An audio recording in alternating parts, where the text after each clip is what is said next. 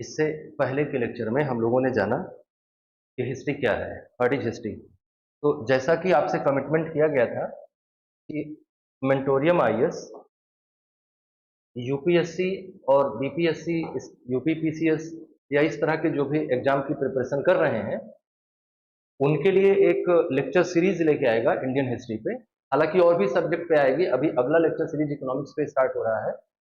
अभी जब तक चैनल पे सब्सक्राइबर्स कम हैं, तब तक हम इसको आपको वीडियो के फॉर्म में दे रहे हैं, लेकिन जैसे ही एक सर्टेन नंबर ऑफ सब्सक्राइबर्स हो जाएंगे तो हम इन क्लासेस को लाइव भी स्टार्ट कर देंगे। तो एज पर कमिटमेंट ये लेक्चर नंबर 2 है। पहला लेक्चर हिस्ट्री का हुआ था कि व्हाट इज हिस्ट्री।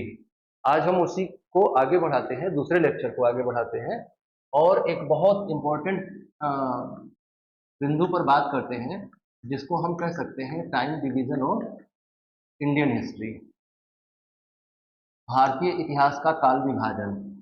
ये बहुत इंपॉर्टेंट टॉपिक है और खास तौर से आपको बहुत हेल्प करने वाला है जब आप मेंस आंसर राइटिंग करेंगे। तब जब चीज़ों को इंटर रिलेट करने की जरूरत होगी, तब आपको ये बहुत काम आएगा। और दूसरा, ये तब काम आएगा जब आपको हिस्ट्री को होलिस्टिकली देखना होगा। मतलब पूरे इतिहास को अगर आप क्रोनोलॉजिकली समझना चाहते हैं तो ये लेक्चर बहुत इंपॉर्टेंट होने वाला है। तो बात करते हैं कि कैसे टाइम डिवीजन किया गया हिस्ट्री का। पहले तो टाइम कहाँ से आया और फिर उसका डिवीजन कैसे किया गया। हिस्ट्री, मैंने पहले भी बताया था कि हिस्ट्री ही इस पूरे यूनिवर्स को समग्रता से समझने का विज्ञान है कि कैसे चीजों का विकास हुआ, कैसे उनके बीच में कार्य कारण संबंध विकसित हुआ और वो कार्य कारण संबंध विकसित होकर कैसे हम वर्तमान समय तक पहुंच पाए, ये समझना है। तो उसी क्रोनोलॉजी को बनाए रखने के लिए, उसी कॉजलिटी को बनाए रखने के लिए, उसी कंटिन्यूटी को बनाए रखने के लिए ये डिवीजन किया गया है, ताकि आप आसानी से इतिहास को समझ सकें या आसानी से समझ सकें कि पीछे क्या क्या घटनाएं हुई हैं। तो अगर हम इंडियन सब कॉन्टिनेंट की बात करें, भारत की बात करें कि भारत में ऐतिहासिक विकास की प्रक्रिया क्या रही है, या हम भारत के इतिहास को कैसे अलग अलग भागों में बांट कर देख सकते हैं, तो इसमें सबसे पहले आता है एंशिएंट इंडियन हिस्ट्री, जिसे आप कहते हैं प्राचीन भारत का इतिहास। दूसरा सेक्शन होता है जिसे आप कहते हैं मेडिवल इंडियन हिस्ट्री या मध्यकालीन भारत का इतिहास। और तीसरा है आप कहते हैं मॉडर्न इंडियन हिस्ट्री या आधुनिक काल का इतिहास। तो ये जो आपको प्राचीन इतिहास, मध्यकालीन इतिहास या आधुनिक इतिहास के नाम से पढ़ाया जा रहा है, समझाया जा रहा है, असल में ये क्या है और क्यों इसका डिवीजन इस तरह से किया गया। हम किसी एक सेक्शन को क्यों ऐसा कह रहे हैं कि वो प्राचीन इतिहास है और किसी दूसरे सेक्शन को हम ऐसा क्यों कह रहे हैं कि वो मध्यकालीन इतिहास है, तो इसको समझने की थोड़ा जरूरत है। जब से हम हिस्ट्री को शुरू हुआ मानते हैं, अब ये सवाल अपने आप में बहुत महत्वपूर्ण है कि हम हिस्ट्री को कब से शुरू हुआ माने। तो जैसा कि हम लोगों ने पीछे वाले लेक्चर में बात करी थी कि हिस्ट्री ह्यूमैनिटीज का सब्जेक्ट है, तो इतिहास की शुरुआत कहाँ से मानी जा सकती है। ह्यूमैनिटीज का सब्जेक्ट है, इसका मतलब है कि वो ह्यूमन लाइफ में होने वाले social, political, economic, cultural, scientific, religious, artistic parameter पर होने वाले चेंजेस को पढ़ता है। इन पर होने वाले क्या चेंजेस हैं उनको स्टडी करता है। तो जब से मानव जीवन में इन सारी चीजों का आगाज हुआ होगा, वहां से हमें मानना चाहिए कि ये एंशिएंट इंडियन हिस्ट्री की शुरुआत है। तो माना जाता है कि लगभग 25 लाख साल पहले ह्यूमन आ गया, मतलब कि ह्यूमन एक्टिविटीज स्टार्ट हुई 25 लाख साल पहले, ऐसा माना जाता है। तो अगर इंडियन सब कॉन्टिनेंट पे भी हम रिसर्च करें तो ये पता चलता है कि लगभग 25 लाख साल पहले मानव की उत्पत्ति हुई। हालांकि सभ्यताओं के विकास का जो प्राचीनतम साक्ष्य है वो 8000 10,000 बीसी से पुराना नहीं है। मतलब मैक्सिमम आप 10,000 बीसी तक ही ले जा सकते हैं, जहां से आप कह सकते हैं कि मानव जीवन में सिविलाइजेशनल वैल्यूज आने शुरू हुए या कोई सिविलाइजेशनल डेवलपमेंट स्टार्ट हुआ। लेकिन फिर भी हम ह्यूमन ओरिजिन से बात को स्टार्ट करेंगे तो 25 लाख बीसी से मानते हैं और 650 सीई तक कॉमन एरा, या इसको आप एडी कहते हैं या ईसवी कहते हैं। तो 600 जो इंडिया की हिस्ट्री है, मतलब जहां से ह्यूमन बीइंग का एग्जिस्टेंस आया, जहां से मानव का अस्तित्व आया, वहां से लेकर 650 ईस्वी तक के इतिहास को भारत के संदर्भ में हम प्राचीन इतिहास कहते हैं। ये तो आपको समझ में आ गया होगा कि हम यहाँ पर क्यों 25 लाख बीसी ले रहे हैं, क्योंकि हमें ह्यूमन एक्टिविटीज के जो अर्लीस्ट एविडेंस अवेलेबल है वो लगभग इस प्राचीनता तक जाते हैं। दूसरा मुद्दा है कि 650 को हम क्यों मान रहे हैं कि 650 ही वो कट ऑफ पॉइंट है जिसे हम कह सकें कि नहीं, यहाँ से भाई एंशिएंट इंडिया खत्म हुआ और मिडिवल इंडिया शुरू हुआ। तो इस कट ऑफ पॉइंट को मानने का क्या लॉजिक है। इस कट ऑफ पॉइंट को मानने का लॉजिक सेटअप चेंज है, कल्चरल चेंज है। असल बात मैंने कहा कि हिस्ट्री घटनाओं का अध्ययन नहीं करती है, हालांकि घटनाओं का अध्ययन करती है, लेकिन सिर्फ घटनाओं का अध्ययन नहीं करती है, बल्कि घटनाओं के परिणामों का अध्ययन करती है। और बेसिक फोकस उसका मैंने बताया कि socio political, cultural, economic, religious changes पे रहता है। तो इस टाइम में आकर कुछ ऐसे बदलाव भारतीय इतिहास में महसूस किए गए जिनके आधार पर यह कहा जा सकता है कि भारत सांस्कृतिक रूप से पूरी तरह से परिवर्तित हो गया। जो कल्चरल वैल्यूज थे भारत के, वो पूरी तरह से डिसइंटीग्रेट होने लगे। जो सिविलाइजेशनल वैल्यूज थे वो डिसइंटीग्रेट होने लगे। हमने एक पॉलिटिकल सिस्टम डेवलप किया था, हमने एक पॉलिटिकल सिस्टम डेवलप किया था वैदिक पीरियड से लेकर 650 तक। वो हर बार कुछ ना कुछ उसमें इनोवेशन होता रहा, लेकिन इस एज में आके हमने देखा कि वो डिसइंटीग्रेट होने लगा। हमने एक इकोनॉमिक सेटअप डेवलप किया था इंडस वैली सिविलाइजेशन से लेकर 650 तक, फिर हमने देखा कि वो धीरे धीरे करके डिक्लाइन होने लगा, डिसइंटीग्रेट होने लगा। हमने जो रिलीजन डेवलप किया था वो धीरे धीरे करके डिसइंटीग्रेट होने लगा, डिक्लाइन होने लगा। हमने जो सोशल वैल्यूज डेवलप करी थी वो डिक्लाइन होने लगी। तो इन सारी बातों को आधार बना के हमने कहा कि भाई ये जो है एरा एंडिंग है, ये एक युग के समापन का काल है, और इसलिए हमने 650 को इंडियन हिस्ट्री का कट ऑफ माना। इस पीरियड में हमारी स्टडी के लिए बहुत सारी चीजें होंगी। जैसे सबसे पहला टॉपिक जो हम स्टडी करते हैं हिस्ट्री के संदर्भ में, हालांकि इससे पहले भी आप ह्यूमन ओरिजिन को एक टॉपिक बना सकते हैं, मानव उत्पत्ति को एक विषय बना सकते हैं, सब्जेक्ट बना सकते हैं, जिसमें आप ऑस्ट्रेलोपिथेकस से लेकर होमो सैपियन सैपियन तक जो स्पेसिफिक स्पीसीज आई, ह्यूमन स्पीसीज हुई, उनका एक क्रोनोलॉजी आप समझ सकते हैं। हालांकि ये हिस्ट्री का सब्जेक्ट नहीं है, लेकिन कभी कभार हिस्ट्री में पूछ लिया जाता है, तो जब हम डिटेल डिस्कशन में आएंगे तो इस पर भी बात करेंगे। लेकिन हिस्टोरिकली सबसे पहला एज जो है वो स्टोन एज है। स्टोन एज कहने के पीछे कारण क्या है कि मानव ने अपने जीवन शैली को विकसित करने के लिए जिन चीजों का सबसे ज्यादा प्रयोग किया वो स्टोन था, इसलिए हम इस एरा को स्टोन एज कहते हैं।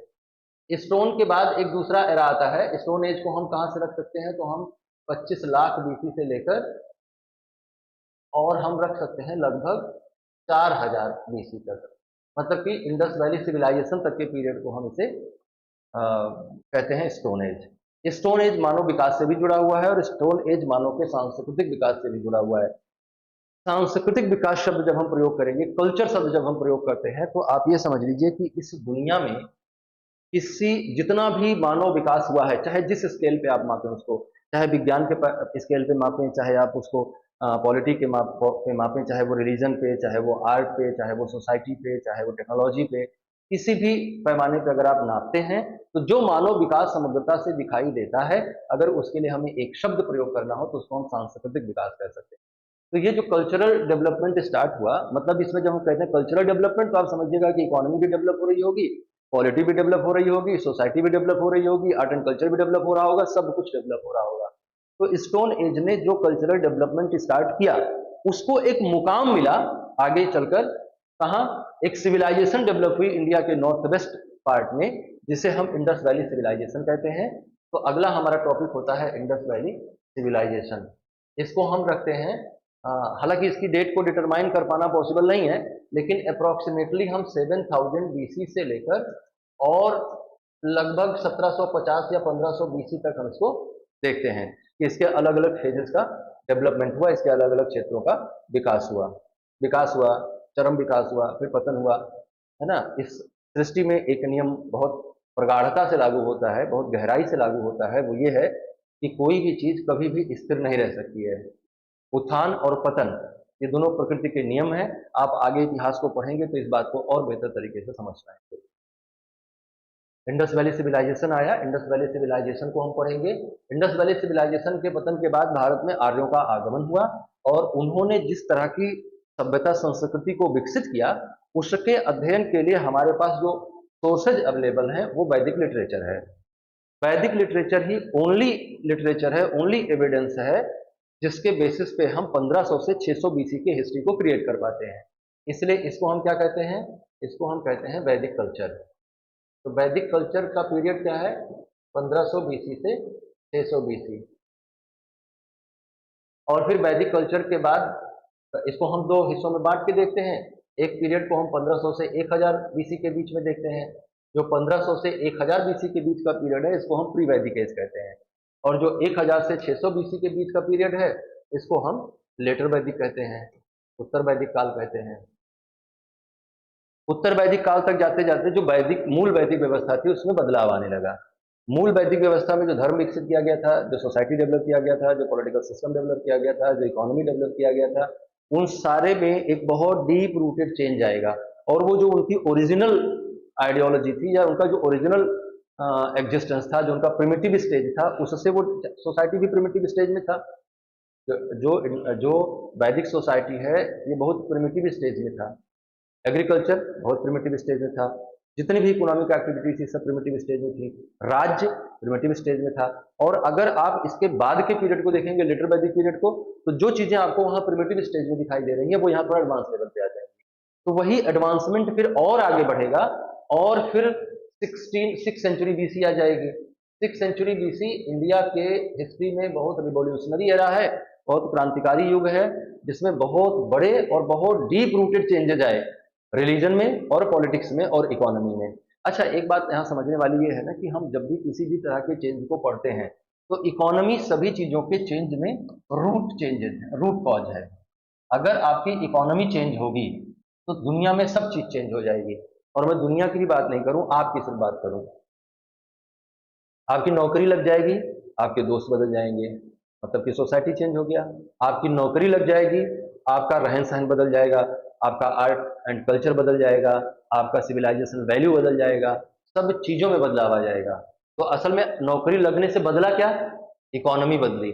जैसे ही आपकी इकोनॉमी चेंज होगी, आपके दोस्त चेंज हो जाएंगे, आपके सिद्धांत चेंज हो जाएंगे, आपका रहन सहन चेंज हो जाएगा, आपका फूडिंग बिहेवियर बदल जाएगा, आपका कपड़ा पहनने का तरीका बदल जाएगा, आपके जूतों का सिलेक्शन बदल जाएगा, आपके गाड़ियों का सिलेक्शन बदल जाएगा। तो असल में बदला क्या है? बदला है केवल इकोनॉमी। तो अर्थव्यवस्था का परिवर्तन, अर्थव्यवस्था में सकारात्मकता सभी क्षेत्रों में सकारात्मकता को का नेतृत्व करता है ना। तो इकोनॉमी यहाँ पे चेंज हो रही है। 6 सेंचुरी बीसी जो है ये लेटर वैदिक एज में, जो प्री वैदिक एज में जो इकोनॉमिक एक्टिविटीज बहुत प्रिमिटिव स्टेज में थी, वो लेटर वैदिक एज में जाकर थोड़ा प्रोफेशनल लेवल पे आई। जैसे फार्मिंग बहुत प्रिमिटिव स्टेज में था, अब अच्छे से होने लगा। ट्रेड कॉमर्स प्रिमिटिव स्टेज में था, अब अच्छे से होने लगा। तो उन सबका असर बाकी क्षेत्रों पर भी पड़ा। तो 6 सेंचुरी बीसी में आप देखेंगे कि रिलीजियस रिवॉल्यूशन हुआ, धार्मिक क्रांति हुई। और धार्मिक क्रांति के साथ ही साथ क्या हुआ? पॉलिटिकल रिवॉल्यूशन भी हुआ। और जब पॉलिटिकल रिवॉल्यूशन हुआ तो 16 महाजनपदाज एग्जिस्टेंस में आए, 16 महाजनपद आए। तो आगे जो पांचवा अपना टॉपिक बनेगा इस रेफरेंस में, एंशिएंट इंडिया के रेफरेंस में, वो क्या है? वो है 16 महाजनपदाज। और ये 16 महाजनपदाज जो हैं ये नॉर्थ इंडिया में फैले हुए थे, मतलब उस हिस्से में फैले हुए थे जहां आर्य पहले से आए थे या पहले इंडस वैली सिविलाइजेशन का डेवलपमेंट हुआ था, जहां सिविलाइजेशन वैल्यूज डेवलप हुए थे। तो उन हिस्सों में 16 महाजनपदाज थे, जिनमें काशी, कौशल, अंग, मगध, वज्जी, मल्ल, चेदी, वत्स, कुरु, पांचाल, अस्मक, अवंती, सूरसेन, गांधार, कंबोज, ये सारे थे। इनमें से कुछ ज्यादा पावरफुल, वैशाली। तो इनमें से जैसे मगध, वैशाली, कौशल और नीचे जो है उज्जैन वाला जो हिस्सा था वो, तो ये चार बड़े पावरफुल थे, जिनमें आपस में पावर एस्टैब्लिशमेंट को लेकर थोड़ा संघर्ष की भी स्थिति बनती है। और उसी संघर्ष की स्थिति को हम कहते हैं राइज ऑफ मगध। क्योंकि आप जानते हैं कि इतिहास हमेशा सत्तापेक्षी होता है, और जो सरवाइव करता है हिस्ट्री उसी की हो जाती है। तो इसको राइज ऑफ मगध कहा जा रहा है, जबकि ये है क्या वास्तव में? ये सत्ता स्थापित करने का संघर्ष है। लेकिन ये सभी कर रहे हैं, कौशल भी कर रहा है, अवंती भी कर रहा है, वैशाली भी कर रहा है, मगध भी कर रहा है। लेकिन इन चारों में सक्सेस कौन होगा? तो सक्सेस होगा मगध, इसलिए आगे का इतिहास मगध के नाम से। तो राइज ऑफ मगध पढ़ेंगे आप। राइज ऑफ मगध में 4 डायनेस्टीज आती हैं। सबसे पहला वंश जो है वो हर्यंक वंश है। हर्यंक डायनेस्टी के बाद सतनाग डायनेस्टी, सतनाग डायनेस्टी के बाद नंदा डायनेस्टी, और नंदा डायनेस्टी के बाद मौर्यन डायनेस्टी आएगा। और जब मौर्यन डायनेस्टी आएगा तो इसको आप मगध का इतिहास नहीं कहेंगे, फिर आप इसको क्या कहेंगे? इसको आप कहेंगे ये हिस्ट्री ऑफ इंडिया है। हालांकि मौर्यंस जो हैं they were ruled from Magadh, capital was Pataliputra, और वहां से उन्होंने सीरिया तक शासन किया, डेमिस्कस तक शासन किया, सीरिया, अफगानिस्तान और नीचे डीप साउथ तक शासन किया। तो बहुत बड़ा एम्पायर बिल्डअप किया। कहा जाता है कि चंद्रगुप्त मौर्य ने जो साम्राज्य निर्मित किया था, भारत का जो साम्राज्य निर्मित किया था, भारत को केंद्र बनाकर अंग्रेजों ने जो साम्राज्य निर्मित करने का प्रयास किया था उससे भी बड़ा था वो। तो आप समझिए कि अंग्रेजों से भी बड़ा साम्राज्य निर्मित किया था। आप ये समझिएगा कि अंग्रेजों ने भारत को केंद्र बनाकर जो साम्राज्य निर्मित करने का प्रयास किया था, उससे बड़ा था चंद्रगुप्त मौर्य का साम्राज्य।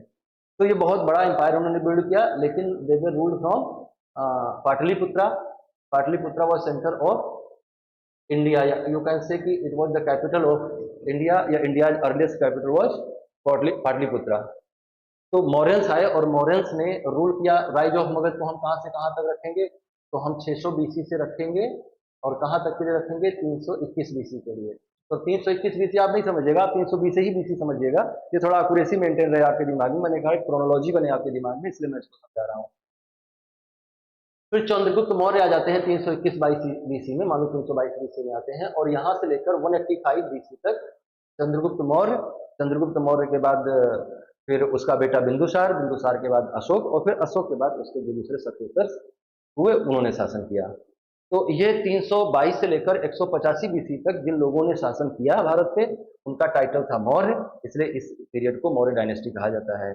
इस पीरियड ने बहुत हाईली डेवलपमेंट को विटनेस किया, जिसमें कल्चर के पैरामीटर पर, जिसमें इकोनॉमी के पैरामीटर पर, जिसमें सोसाइटी के पैरामीटर पर, पॉलिटिक्स में, एडमिनिस्ट्रेशन में, इंटरनेशनल रिलेशन में, रिलीजियस एक्टिविटीज में इसका इस युग का कोई सानी नहीं है। तो बहुत सारा डेवलपमेंट हुआ जो आपको पढ़ने की जरूरत होगी। फिर मौर्यन डायनेस्टी का डिक्लाइन हुआ, और मौर्यंस के डिक्लाइन के बाद फिर एक ऐसा एरा आया जिसको हम किसी के नाम से नहीं कह सकते, किसी का नाम नहीं दे सकते इसमें हम, मौर्यन डायनेस्टी के बाद। फिर इसको इसलिए हम क्या कहते हैं, लेटर मौर्यन पीरियड। और लेटर मौर्यन पीरियड को हम जो टाइम देते हैं वो है 200 बीसी टू 300 एडी। मतलब ये जो 500 सालों का इतिहास है, इसको हम एक नाम देते हैं पोस्ट मॉडर्न एरा। और पोस्ट मॉडर्न एरा में भारत डिसइंटीग्रेट हुआ, पॉलिटिकली डिसइंटीग्रेट हुआ। एक और बात समझने वाली है कि जब भी किसी बड़े साम्राज्य का विघटन होता है तो सत्ता के कई छोटे छोटे छोटे छोटे केंद्र खड़े हो जाते हैं। सत्ता के इन्हीं छोटे छोटे केंद्रों से छोटे छोटे राजा खड़े हो जाते हैं, वो अपनी स्वतंत्रता का दावा कर देते हैं, जिसके कारण से केंद्रीय सत्ता कमजोर हो जाती है और बाहर के आक्रमणकारियों को आने में मदद मिलती है। तो वैसा ही हुआ लेटर मॉडर्न पीरियड में। लेटर मॉडर्न पीरियड में भारत डिसइंटीग्रेट हुआ और इसमें दो तरह के लोगों ने शासन किया। एक को आप कहते हैं कि इंडियंस थे और दूसरे को आप कहते हैं नॉन इंडियन या फॉरेनर्स थे।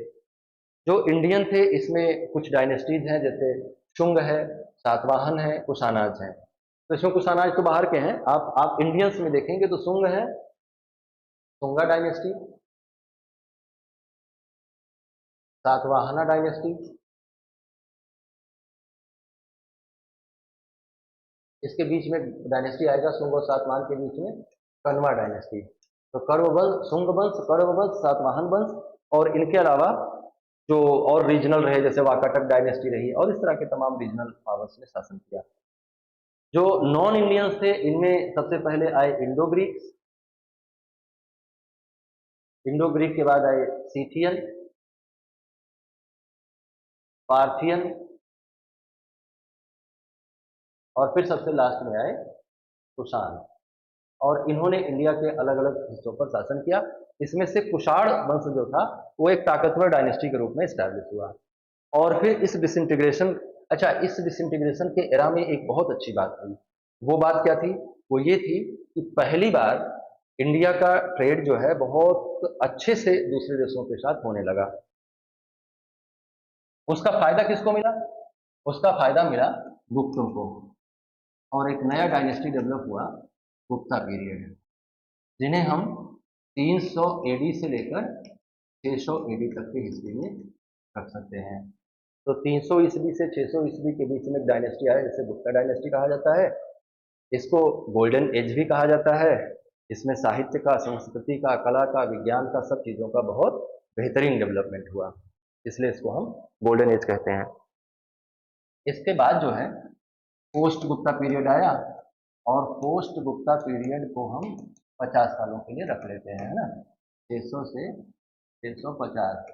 इसमें सबसे इम्पोर्टेंट, हालांकि इसमें कई डायनेस्टीज ने रूल किया, जैसे वर्धन डायनेस्टी था और तमाम रीजनल किंगडम्स थे, लेकिन इसमें सबसे इम्पोर्टेंट जो भूमिका रही है, जो सबसे इम्पोर्टेंट आपको पढ़ने वाली बात है, वो क्या है, वो है वर्धन डायनेस्टी का शासक हर्षवर्धन, जिसने 606 ईस्वी से 629 ईस्वी तक शासन किया।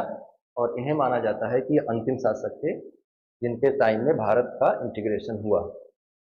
इसके बाद डिसइंटीग्रेशन का era आ जाएगा, इसके बाद हम मेडिवल इंडियन हिस्ट्री में आ जाएंगे। अब हम बात करते हैं मेडिवल इंडियन हिस्ट्री की।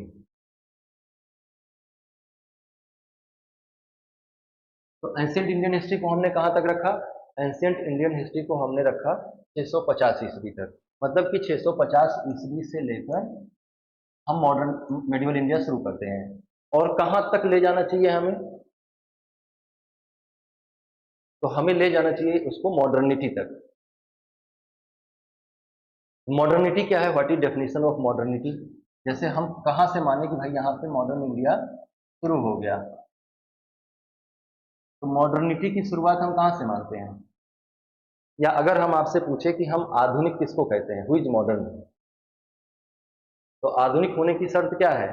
आधुनिक होने की कुछ निश्चित शर्तें हैं, जैसे रीजनेबल थिंकिंग, तार्किक सोच। अच्छा, आप लोग समझते हैं जिसके पास अच्छी गाड़ी हो, जिसके पास बड़ा घर हो, जो अच्छे कपड़े पहनता हो, वो आधुनिक है? या आज के टाइम में तो जो अच्छे कपड़े पहनता हो वो आधुनिक नहीं है, जो कपड़े ना पहनता हो वो आधुनिक है।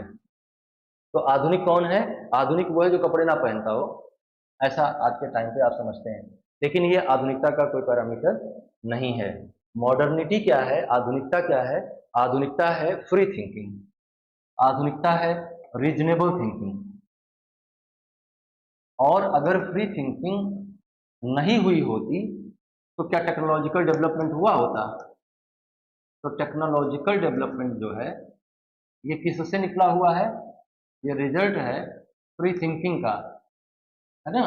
कॉपरनिकस ने कहा कि पृथ्वी केंद्र में नहीं है बल्कि सूर्य केंद्र में है और पृथ्वी उसका चक्कर लगा रही है। तो जो मेडिवल मेंटेलिटी के लोग थे उन्होंने उसको फांसी दे दी। लेकिन मॉडर्निटी में आपने देखा कि नहीं ये सही है। तो फ्री थिंकिंग नहीं थी, फ्री थिंकिंग नहीं थी, जिसके लिए संघर्ष करना पड़ा लोगों को, स्वतंत्र चिंतन के लिए संघर्ष करना पड़ा लोगों को। चाहे वो इंडिया का ही कंडीशन देख लीजिए, इंडिया में भी बहुत सारे ऐसे लोग हुए जिन्होंने फ्री थिंकिंग के लिए संघर्ष किया।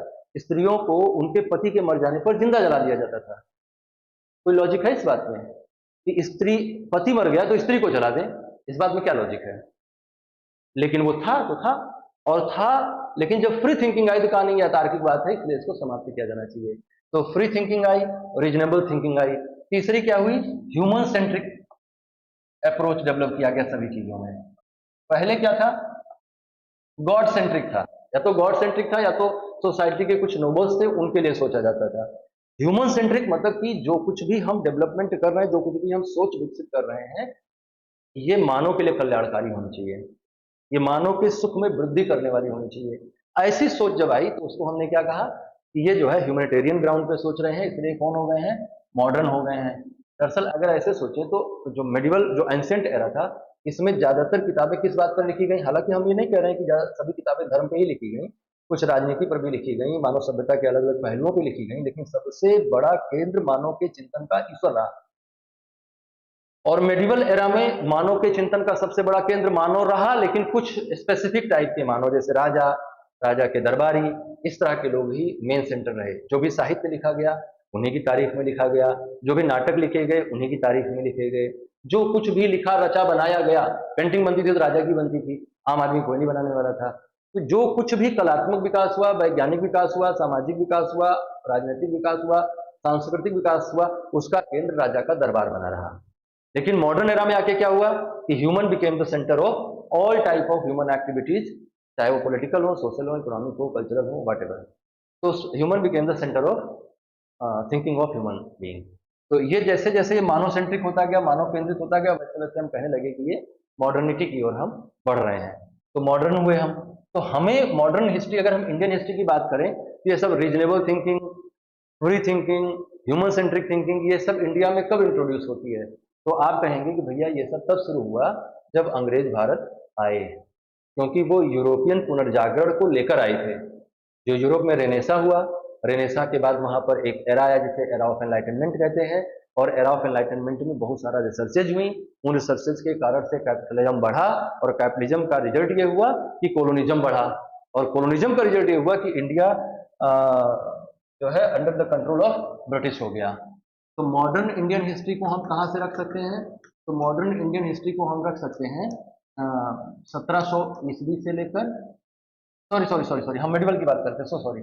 मेडिवल इंडियन हिस्ट्री को हम कहाँ से रख सकते हैं? तो हमने कहा कि हम 650 से रख सकते हैं, 650 सीई से लेकर कहाँ तक रख सकते हैं? तो हम रख सकते हैं 1700 ईस्वी तक। अब इसमें क्या हो रहा है कि 1707 में औरंगजेब की मृत्यु हो रही है ना? 1700 सीई में औरंगजेब की मृत्यु हुई। तो औरंगजेब की मरने की घटना बहुत इंपॉर्टेंट नहीं है, लेकिन औरंगजेब के मरने के बाद जो मुगल एम्पायर था वो डिसइंटीग्रेट होना शुरू हुआ, और उसके डिसइंटीग्रेशन का रिजल्ट हुआ कि अंग्रेज पावरफुल हुए। हालांकि मुगलों के डिसइंटीग्रेशन का बेनिफिट कई सारे लोगों ने लेने का प्रयास किया।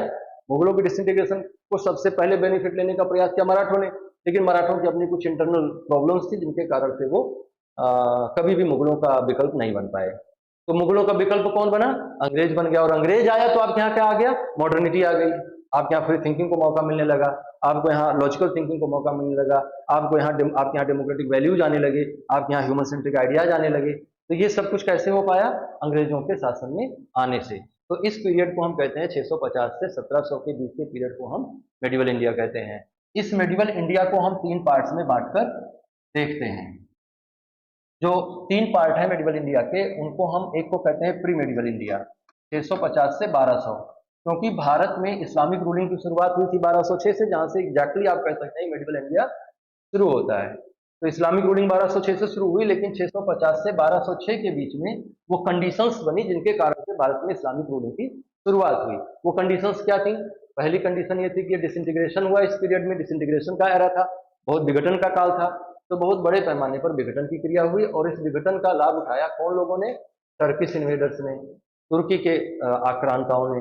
पहले अरब आक्रमणकारी है, लेकिन अरब आक्रमणकारी उतना कुछ प्रभाव निर्मित नहीं कर पाए भारत के इतिहास पे, लेकिन जब टर्किश इन्वेडर आए तो उन्होंने भारत में इस्लाम को इस तरह से स्टैब्लिश किया जिससे भारत के समाज में, राजनीति में, अर्थव्यवस्था में, सभी में बदलाव आए। इसलिए हम कहते हैं भाई ये मेडिवल एरा आ गया। आप थोड़ा और जान लें कि 570 ईस्वी में पैगंबर प्रॉफेट मोहम्मद का जन्म हुआ मक्का शहर में, जो कि सिचुएटेड है सऊदी अरेबिया में, और 632 में इनकी डेथ हुई, 632 एडी में।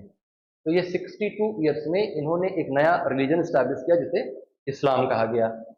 पैगंबर मोहम्मद साहब के मरने के बाद अबू बकर जो हुए वो इनके सक्सेसर हुए, इनके फॉलोवर थे, और बाद में लोगों ने इनको इनके सक्सेसर के तौर पे चुन लिया, और उन्होंने जो टाइटल एडॉर्न किया वो टाइटल था खलीफा का। तो वहां से कैलिफेट स्टार्ट हुआ, कैलिफ का परंपरा स्टार्ट हुआ, और फिर एक के बाद एक कैलिफ होते रहे, जिसमें से शुरुआती 4 कैलिफ जिन्हें रूसीदीन कहा जाता है वो जो है प्रॉफेट मोहम्मद के ट्रेडिशन के थे, और बाकी फिर डायनेस्टिकली डेवलप होने लगे, जिनमें सबसे पहले उमैयद डायनेस्टी के कंट्रोल में आया, उमैयद डायनेस्टी के बाद अब्बासी डायनेस्टी के कंट्रोल में आया जो अरेबियन एम्पायर था। और अब्बासी डायनेस्टी के टाइम में अरेबियन एम्पायर अच्छे से डेवलप हुआ, और फिर अरेबियन 9वीं शताब्दी तक जाते जाते, 9th सेंचुरी तक जाते जाते जो अब्बासी डायनेस्टी था ये धीरे धीरे करके डिसइंटीग्रेट होने लगा, और इसके डिसइंटीग्रेशन का रिजल्ट ये हुआ कि कई सारे एम्पायर्स डेवलप हुए। इन्हीं में से कुछ टर्किश एम्पायर भी डेवलप हुए गोर और गजनी में। उन्होंने भारत में अपने साम्राज्य के विस्तार का प्रयास किया, क्योंकि मध्य एशिया में वो जा नहीं सकते थे, मध्य एशियन एम्पायर जो थे वो पावरफुल थे और उनका उधर विस्तार हो नहीं सकता था। तो इन्हीं में से पहले गोर और फिर गजनी, सॉरी पहले गजनी फिर गोर। तो गजनी आया, और गजनी ने 25 सालों में 1001 से लेकर 1025 के बीच में, 1025 के बीच में भारत पर 17 रेड्स किए, 17 बार आक्रमण किया। इसके आक्रमणों का उद्देश्य भारत के धन के केंद्रों पर लूटकर अपने राज्य को मजबूत बनाना था। उसके बाद इसका पतन हुआ गजनी डायनेस्टी का, और गजनी डायनेस्टी के स्थान पर कौन आया? गोर डायनेस्टी आया, और गोर डायनेस्टी ने भारत को इन्वेड करना स्टार्ट किया, और अंत में 1206 ईस्वी में जो मोहम्मद मोइजुद्दीन गोरी था ये मारा गया, और इसकी मृत्यु के बाद इसके कोई उत्तराधिकारी नहीं थे, लेकिन इसके 4 सेनापति थे। एक का नाम था कुतुबुद्दीन ऐबक, दूसरे का नाम था नासिरुद्दीन कुबाचा, तीसरे का नाम था ताजुद्दीन यलदूज, और चौथे का नाम था जलालुद्दीन, तीसरे का नाम था अलाउद्दीन फिरोज शाह खिलजी, इख्तियारुद्दीन मोहम्मद बिन बख्तियार खिलजी, सॉरी, चौथे का नाम था इख्तियारुद्दीन मोहम्मद बिन बख्तियार खिलजी।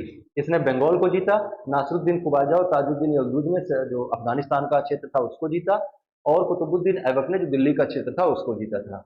और जब 1206 ईस्वी में मोहम्मद गोरी की मृत्यु हुई, तो उसकी मृत्यु के बाद इन सब ने अपनी अपनी जगह पर अपने आप को फ्री अनाउंस किया, फ्री डिक्लेयर किया, और कहा कि मैं शासक हूँ। और इस तरह से लाहौर और दिल्ली को केंद्र बनाकर जिसने अपने आप को इंडिपेंडेंट घोषित किया वो मोहम्मद गोरी वो कुतुबुद्दीन ऐबक था। और इस तरह से ऐबक के द्वारा भारत में एक शासन की नींव पड़ी, जिसका सेंटर आगे चलकर दिल्ली बन जाता है। पहले लाहौर था, फिर बाद में दिल्ली बन जाता है। तो वो दिल्ली सेंटर बना और जिन लोगों ने शासन किया उनको सुल्तान कहा गया। इसीलिए उनके जो चेन ऑफ सुल्तान है उसको सल्तनत सल्तनत कहते हैं। जैसे कैलिफ होते हैं, फिर जो कैलिफ की चेन बनी, जो डायनेस्टिकल बदलाव आए उसमें, उसको हम क्या कहते हैं? कैलिफेट कहते हैं, खिलाफत कहते हैं। ऐसे इसको सल्तनत कहते हैं या सल्तनत कहते हैं। और इस सल्तनत का सेंटर क्या था? Delhi was centre of this सल्तनत। इसलिए 1526 तक के पीरियड को हम दिल्ली सल्तनत का काल कहते हैं। 1206 से 1526 तक के पीरियड को हम दिल्ली सल्तनत का काल कहते हैं। इस टाइम पे कई डायनेस्टीज और कई रूलर्स ने शासन किया। सबसे पहली डायनेस्टी जो थी वो स्लेव डायनेस्टी थी, जिसकी स्थापना किसने करी थी? तो जिसकी स्थापना करी थी कुतुबुद्दीन ऐबक ने। और फिर आएगा ये जो स्लेव डायनेस्टी है, इसने रूल किया 1206 से लेकर 1290 ईस्वी तक। और फिर दूसरा आएगा जिसे हम खिलजी डायनेस्टी कहते हैं। और खिलजी डायनेस्टी ने 1290 से 1320 तक शासन किया, 40 सालों तक, 30 सालों तक। तो सबसे पहले स्लेव डायनेस्टी आया। स्लेव डायनेस्टी फाउंडर डायनेस्टी था, इसलिए इंपॉर्टेंट है। हालांकि इसमें ज़्यादा कुछ खास है नहीं, लेकिन कुतुबुद्दीन ऐबक चूंकि पहला था इसलिए इंपॉर्टेंट है। उसके बाद Iltutmish was real founder of Delhi सल्तनत, है ना? तो इल्तुतमिश भी इंपॉर्टेंट है। एंड थर्ड इज रजिया बेगम, वो इंपॉर्टेंट है। और फिर बलबन। बाकी जो है वो फिलर्स हैं, जहाँ जहाँ बीच में गैप रहा वहाँ वहाँ उन शासकों ने भरा उसको। खिलजी डायनेस्टी में दो रूलर्स या एक रूलर बहुत इंपॉर्टेंट है, अलाउद्दीन खिलजी, जहाँ से बहुत सारे क्वेश्चन बनते हैं, पीटी में भी आ सकते हैं और मेंस में भी आ सकता है। तीसरा है तुगलक डायनेस्टी। तुगलक डायनेस्टी ने 1320 से 1414 तक रूल किया और इसमें गयासुद्दीन तुगलक, फिरोज शाह तुगलक और मोहम्मद बिन तुगलक। गयासुद्दीन तुगलक, मोहम्मद बिन तुगलक और फिरोज शाह तुगलक, ये तीन इंपॉर्टेंट हैं। सबसे पहले गयासुद्दीन तुगलक आएगा, 1320 से 1325 तक रूल करेगा। फिर 1325 से 1351 तक रूल करेंगे मोहम्मद बिन तुगलक। फिर 1351 से 1388 तक रूल करेंगे फिरोज शाह तुगलक। इसमें से जो मोहम्मद बिन तुगलक हैं, ये बहुत प्रयोगधर्मी व्यक्ति थे और अपने युग से बहुत आगे की सोच रखने वाले व्यक्ति थे। इस कारण से थोड़ा थोड़ा इनका इंपॉर्टेंस बढ़ जाता है। और तुगलक डायनेस्टी के बाद कौन आएगा? तुगलक डायनेस्टी के बाद आएगा सैयद डायनेस्टी। सैयद डायनेस्टी जो है वो 14, यहाँ यहाँ लिख दे रहे हैं। अगला आएगा सैयद डायनेस्टी। और सैयद डायनेस्टी जो है वो 1414 से लेकर 1451 तक रूल करेगा। 1414 से लेकर 1451 तक रूल करेगा। और उसके बाद अंत में आएगा लोधी डायनेस्टी। और लोधी डायनेस्टी जो है हमने बताया कि 1451 से लेकर 1526 तक रूल करेगा। तो इस तरह से करके ये डायनेस्टी खत्म हो जाएंगी। तो 1526 में जहरुद्दीन मोहम्मद बाबर नाम का एक मुगल आक्रमणकारी आएगा और वो इब्राहिम शाह लोधी, जो कि लोधी डायनेस्टी का अंतिम शासक होगा, उसको पराजित कर देगा।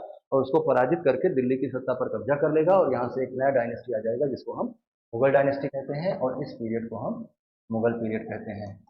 तो मुगल पीरियड वैसे तो हम 1700 तक ही नहीं बल्कि 1526 से लेकर 1857 तक कह सकते हैं, क्योंकि 1857 के विद्रोह के बाद अंतिम मुगल सम्राट, जिनको बहादुर शाह जफर कहा जाता था या बहादुर शाह थर्ड कहा जाता था, उनको रंगून निर्वासित कर दिया जाएगा, जहां 1862 में उनकी मृत्यु हो जाएगी।